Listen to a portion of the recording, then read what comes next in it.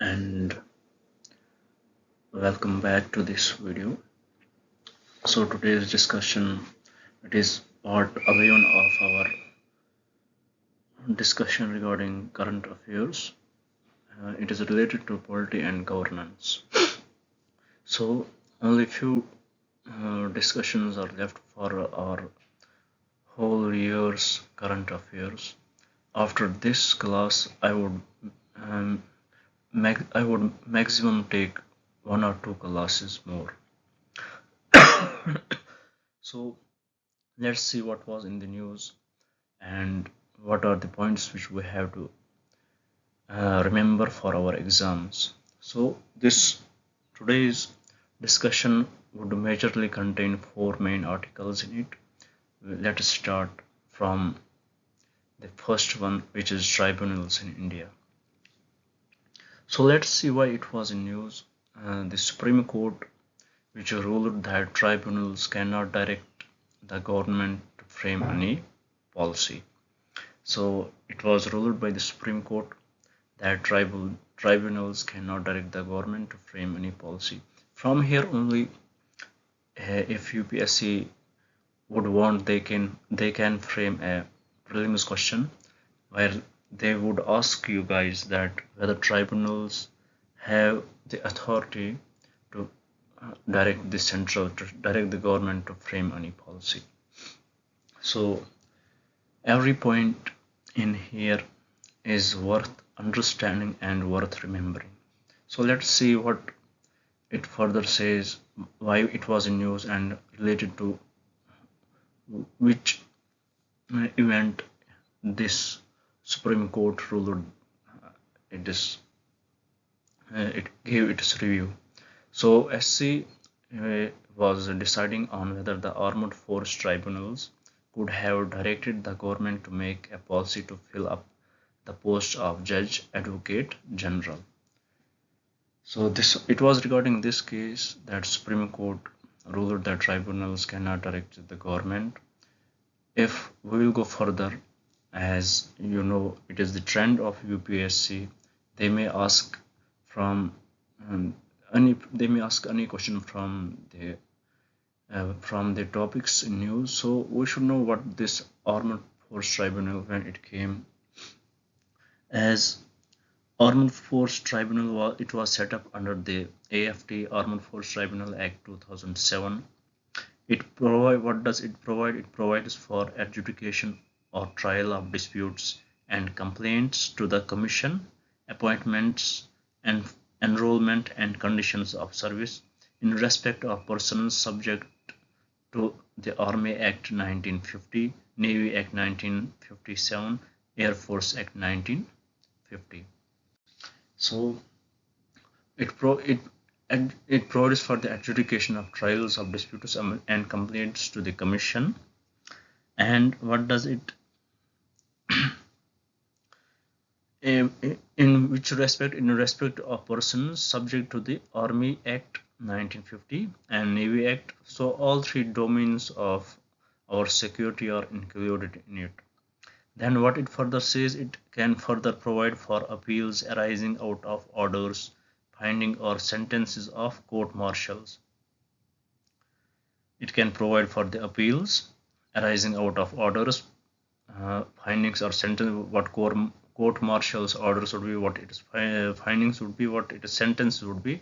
It can appeal, it can provide for appeals arising out of court martials. So what was the court ruling on? Again, I would try to repeat it. The court ruling was that the SC held that a tribunal subject to the High Court's jurisdiction under Article 226 cannot be permitted by law to direct the framing of a policy by the government. And SC further said that the making policy is not in the domain of the judiciary. So let's and discuss more about tribunal system, what they are, what is their nature, how they are recognized by the constitution, what are the articles specified for them, and what are few important verdicts of the Supreme Court. So nature, if we know what the nature of the tribunal is, they are basically quasi-judicial bodies. And the objective may it is objective may be to reduce the case load of the judiciary or to bring in subject expertise of technical matters. So its main aim of these tribunals are to reduce the case load of the judiciary. As we know, as we had already discussed in our previous class, that caseload in our judiciary under trials and all that stuff, it is to there is very great load on the judiciary, very huge load on the judiciary. So to compensate that, these tribunals came into existence, so that load can be shared equally or that can be reduced. Then what are the constitutional how constitution recognizes it under article 323A and article 323B, which were inserted in the constitution through 42nd amendment act in 1976.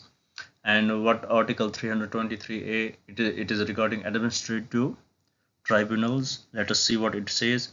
It empowered Parliament to constitute administrative tribunals both at central and state level. Both uh, both at central and state level for adjudication of matters related to recruitment and conditions of service of public servants. Basically, for what? It was for the adjudication of matters related to recruitment and conditions of service of public servants. Then we have article 323b. It has specific certain subjects in it. Let us see what it says. Specified certain subjects such as taxation and land reforms, for which parliament or state legislatures may constitute tribunals by enacting a law. And also in 2010, the Supreme Court clarified that subject matters under Article 323b are not exclusive, and legislatures are empowered to create tribunals on any subject matter under their purview as specified in the 7th schedule of the Constitution. So let's move and see what is the composition of the tribunals. The presence of expert members, which are technical members, along with the judicial members. And it is the key feature of the tribunal, expert members and the judicial members. Then it is about let us see about its jurisdiction. Each tribunal is given specific jurisdiction to hear and decide cases within its designated area of expertise.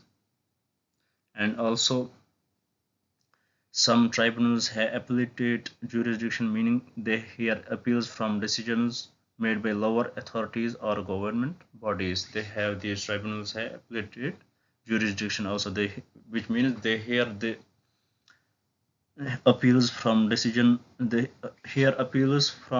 made by lower authorities or government bodies. And we should know that these current tribunals had been created both as substitute to high courts and as well as subordinate to high courts. Now,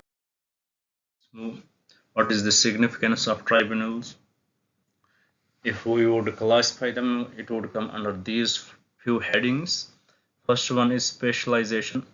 What this is, this specialization ensures that cases are adjudicated by individuals with a deep understanding of the relevant legal and technical issues.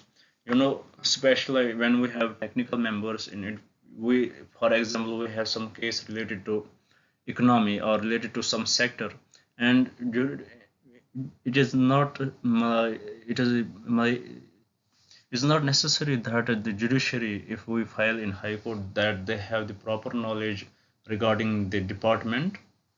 So here we have special technical members which have the knowledge regarding the issue very well, versed regarding the issue, so they can make better decisions regarding that. Then we have speedy resolutions. This is particularly important in areas where timely decisions are crucial, such as service matters, tax disputes, and environment issues. Then, as we know, reduced caseload, accessibility, as it is accessible. Tribunals are geographically dispersed with benches located across the countries, and it is accessible to every person in the country. Then we have efficiency in service matters. Administrative tribunals such as the central administrative tribunals expedite the resolution of service related matters for government employees. So these are few specialization, few significances of the tribunals which we should know.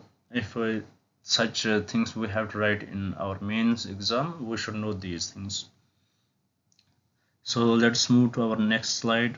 Let's see what it brings us the concerns related to tribunals. We have lack of independence, as many argue that the members that tribunals are not entirely independent, and their members are often appointed by the government, which raises concerns about the potential for undue influence or interference in decision making. And we have also pendency of cases. For example, in 2021 the AFT had uh, uh, this armored force tribunal. It had how many cases left? It had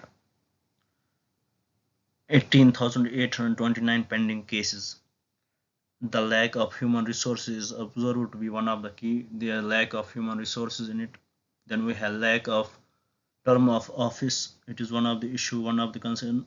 SC in 2019, SC stated that a short tenure of members, along with provisions of reappointment, increases the influence and control of the executive over the judiciary.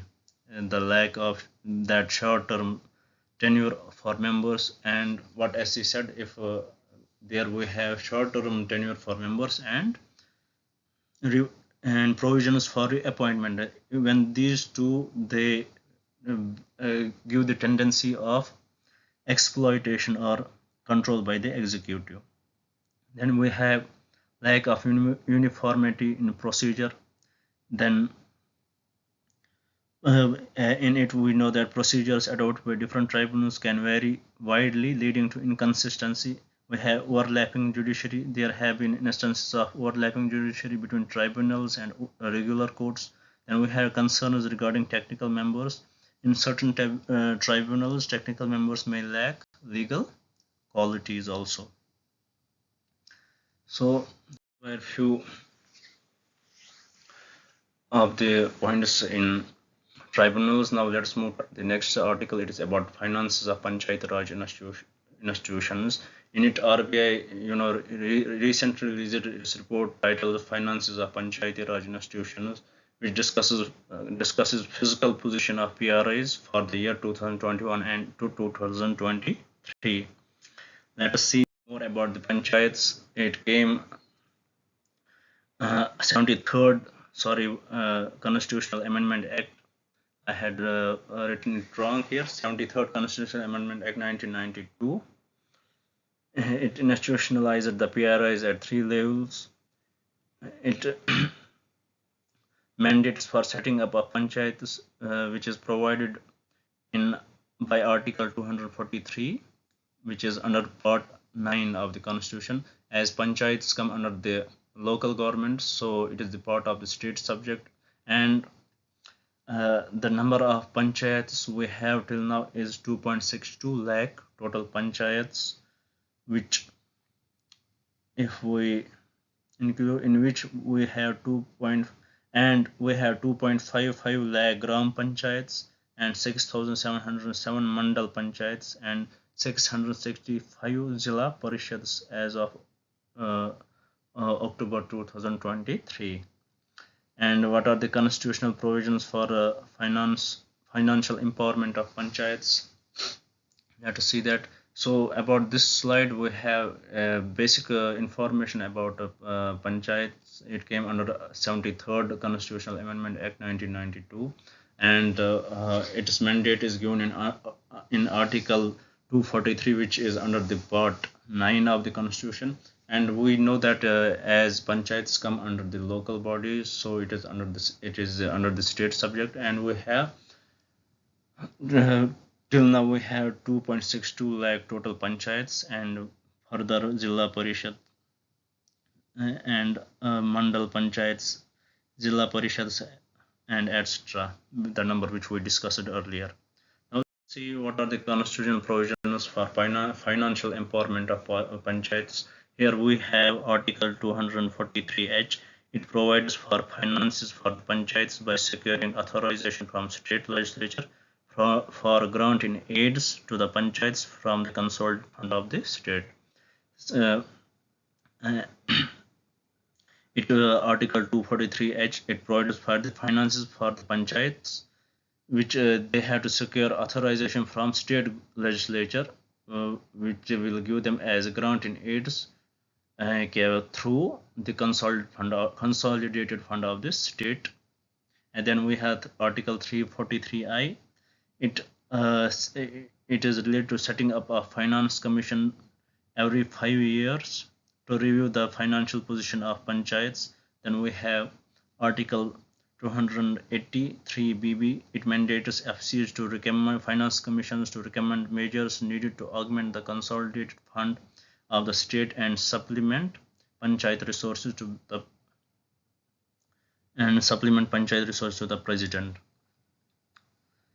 Then let us go further in sources of finances for PRs, Panchayat Raj institutions. We have internal, in which internal we have internal, or we can say their own sources of revenue. They include tax revenues, where from they get the tax revenues from property tax on land, which is excluding the agriculture land or building, or both taxes on duties and commodities, service tax, taxes on profession, trades, etc.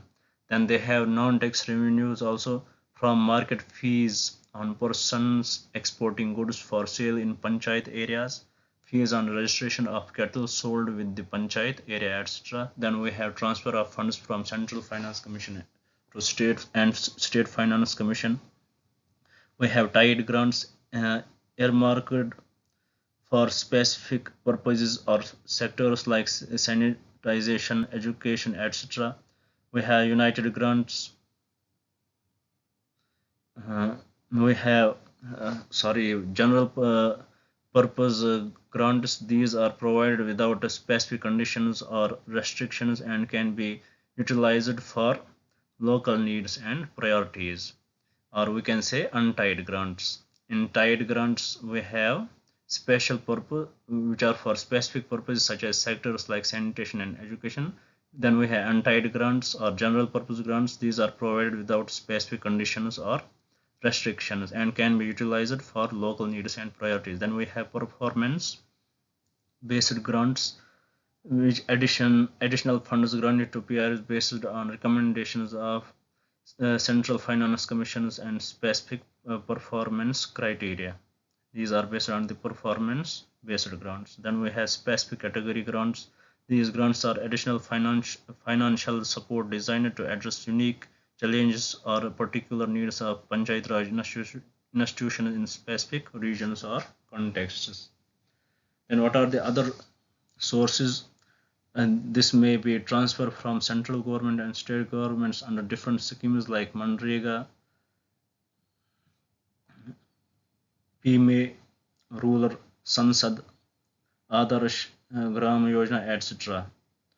And other schemes. By these schemes, these funds may be transferred. So usually, if we would recap it, in here we have internal, which is their own resources, which they get from taxes, which include buildings and land, except the agricultural land, and they get market fees, transport fees, or if anybody sells their cattle, they get the commission, that fee related that these are their internal funds. Then we have transfer of funds from Central Finance Commission and State Finance Commission, in which we have two types mainly, which are tied grants, which are which we can simply say which are specific purpose or sectors related to sanitization and education. Then we have untied grants, or uh, we can say general purpose grants. Then we have performance based grants in it. Then we have special category grants. Then in other sources we can say these are through the schemes like Manrega and etc. Now let's see what are the challenges associated with the finance of PRIs. We have structural challenges, in which include inadequate financial resources, heavy reliance on grants from upper tiers of government, and weak infrastructure, etc. Around 95% of their revenues come from grants by higher levels of government.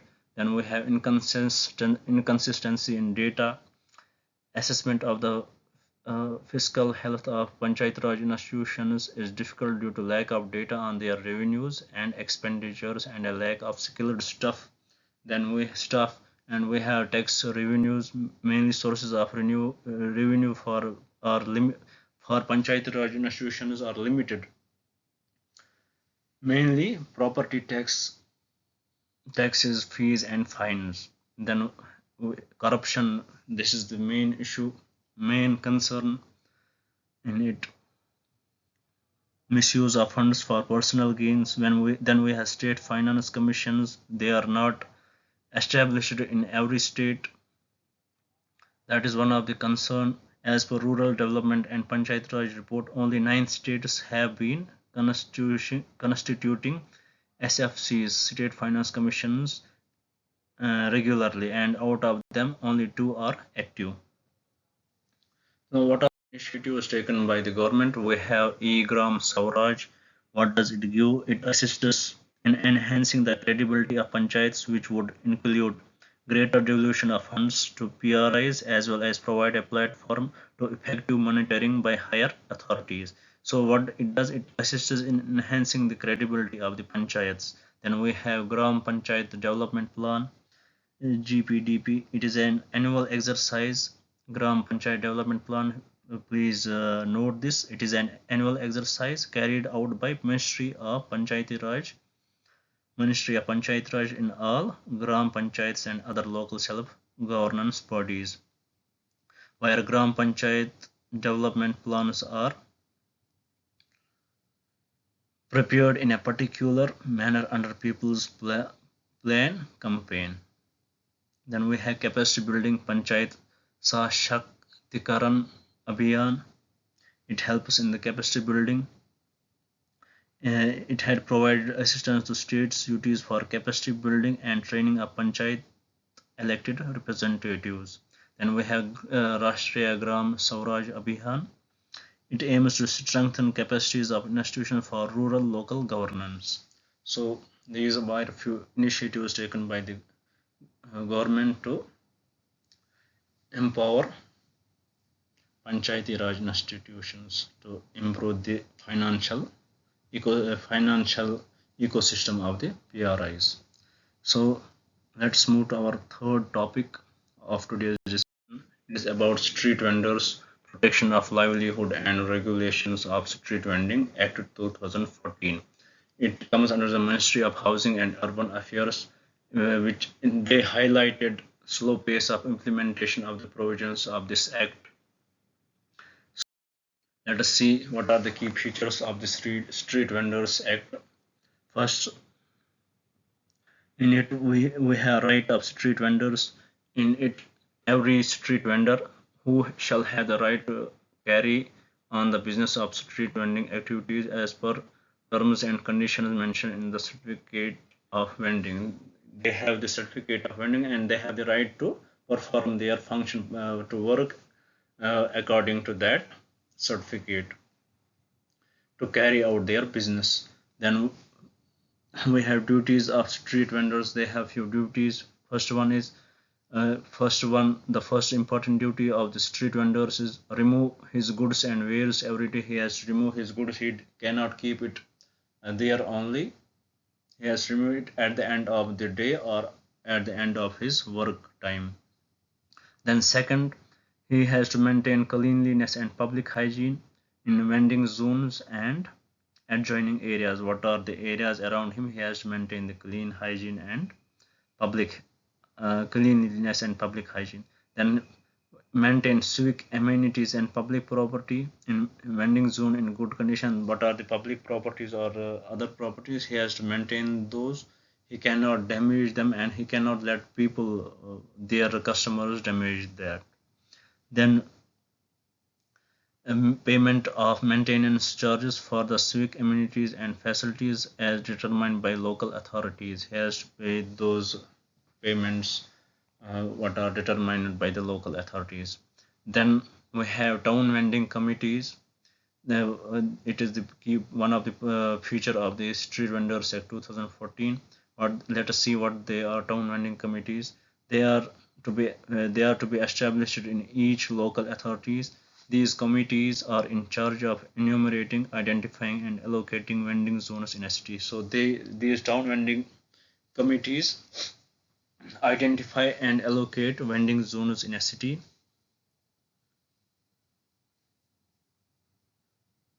So more about TVCs, they are to be heterogeneously constituted with at least 40% of its elected members being street vendors. So 40% of its elected members should be street vendors, of which one third are to be, and reservation is everywhere for women. So here also there is one third reservation. And also survey of the street vendors is to be carried at least once every 5 years for the issuance of a certificate of vending to the vendors identified. Then we have ceiling limit on the number of vendors. It is set at 2.5% of the population of the ward or zone or town or city for accommodating the vendors in the respective vending zone. It is 2.5% of the population of the zone or town or city where it is to be made. What is the period?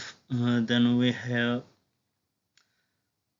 ceiling limit. We discussed. We have grievance redressal committees should be there. They are to be set up by the state under the chairmanship of a retired judicial officer to maintain impartiality towards grievances of street vendors.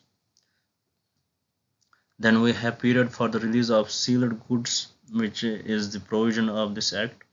For non-perishable goods, the goods are to be released within 2 working days, and for the perishable, they should be released on the same day.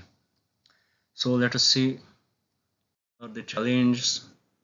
We have implementational challenges in it, which are as despite a decade since enactment of this law, as it was in 2014 this law came, only 17 states have constituted grievance redressal committees for the welfare of the street vendors, which is very uh, bad for them. And also TVCs are yet to be formed in many urban local bodies, and and the existing TVCs also lack proper representation in many states.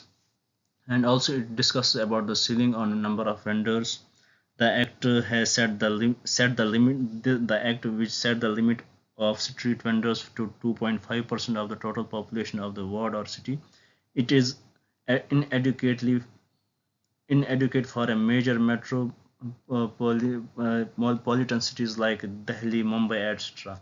Then we have exclusion of railway land and its premise, as these are the main business areas for them. So these are excluded in the act.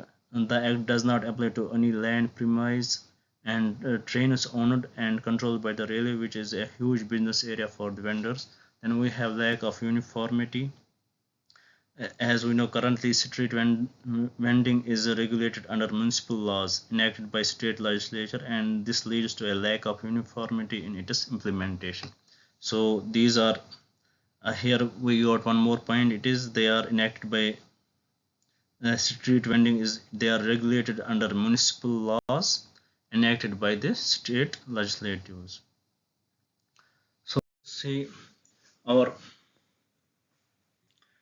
third last discussion uh, regarding our current affairs for today's class. It is about revamped scheme for administrative reforms. It is more about grievance. This we already discussed in our previous classes also. So the government has approved funds for the revamped scheme for administration reforms of the Department of Administrative Reforms and Public Grievance. Let us see. It comes under the Ministry of Personnel, Public Grievance and Pensions, Department of Administrative Reforms and Public Grievances. About the revamped scheme for administrative reforms, Ministry of Personnel, Public Grievance and Pensions. Period. The scheme is to be implemented in next 2 years from 2024 to 2026 of the 15th Finance Commission. It has two verticals which we would see, which includes a scheme for comprehensive system for redressal of public grievances, quality of grievance redressal. It includes this scheme for a comprehensive system for redressal of public grievance. It is very dry topic. In it we have to at least memorize these points. Two verticals it had, which includes scheme for comprehensive system for redressal of public grievances. In it we have quality of grievance redressal, taking forward the 10-step reforms aimed at improving the quality of grievance redressal. We 10-step CP Graham's reforms, which we had already discussed. Then we have AI assisted redressal, reducing timeline by developing an AI assisted public grievance redressal system. Then we have unified grievance redressal. The project will integrate all other grievance portals, thus making CP Graham's the single largest interface for public grievance. Then we have capacity building, deeper technology adoption, capacity building of grievance redressal officers, etc. Then the other vertex is scheme for administrative reforms. It has a strategic allocation. The scheme seeks to utilize resources for international exchange and cooperation activities, the National E-Governance Award Scheme, etc. So it was basically a dry topic. Here we have to go through these scheme for comprehensive system for redressal of public grievance. It basically includes quality of grievance redressal. It includes AI assisted redressal and unified grievance redressal and capacity building. Then we have scheme for administrative reforms. We have strategic allocation. The scheme seeks to utilize resources for international exchange and cooperation activities, the National E-Governance Award Scheme, and etc. About 10-step reforms of CP Graham's, we had already discussed it as CP Graham's. By it, the full form is Centralized Public Grievance Redress and Monitoring System. Department of Administrative Reforms and Public Grievance has put in place CP Grams since 2007. It is an online platform available to the citizens, which is 24/7 available to lodge their grievances to the public authorities on any subject related to specific delivery. It is a single portal connected to all ministries, departments of government of India and state. Issues that are not taken for redressal, RTI matters, court related matters, religious matters, etc. And also in 2022, which we already studied, as the government implemented the 10-step reform of CP Graham's centralized public grievance redressal and monitoring system. These 10-step reforms we had already discussed in our previous class. Then let us recap. It is I will recap its headings only. I would, yeah. It is universalization of CP Graham's 7.0, technological enhancement, language translation, grievance redressal index, feedback call center, one nation, one portal. Then we have inclusivity and outreach, training and capacity building, monitoring process and data strategy unit. So this was about today's class. I hope you are able to understand me. If not, you are able to, at least able to see these points, and please write them. They are very much important for your exams, and try to go through them. I know there are not many people yet watching my videos, but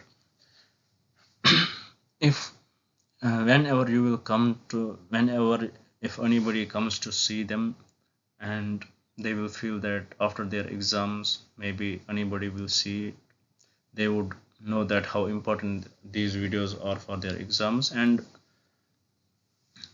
these are definitely important for you. So go through these videos, study well, and best of luck for your exams. And also, as due to the elections, our exams are postponed for 20 more days. So best of luck to you, and stay blessed. Thank you for watching my video. If you like it, please subscribe and share it with your friends. And it takes a lot of time to make such videos. I hope you would acknowledge it, and you would like it. Thank you very much.